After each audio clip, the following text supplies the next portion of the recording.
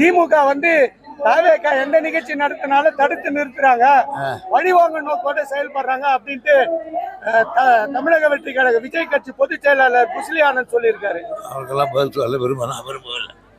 ஏன் அரசியல் சர்வீஸ் வேறு, அவங்க அரசியல் சர்வீஸ் வேறு. தொடர்ந்து விஜய் வந்து திமுகவையே தாக்கிட்டு இருக்காரு சார். எங்களுக்கு வந்து தமிழகத்துல நிரந்தர எதிரி திமுக தான், வேற யாரும் கிடையாது அப்படின்றாரு. அதான் அதுலேருந்தே தெரியுதா தமிழ்நாட்டில் இன்னோவேட்டபிள் பார்ட்டி திமுகன்னு. சார், பிரதமர் வந்து இந்த வெள்ளம் பாதித்த பகுதிகளை பார்வையிட்டாரு.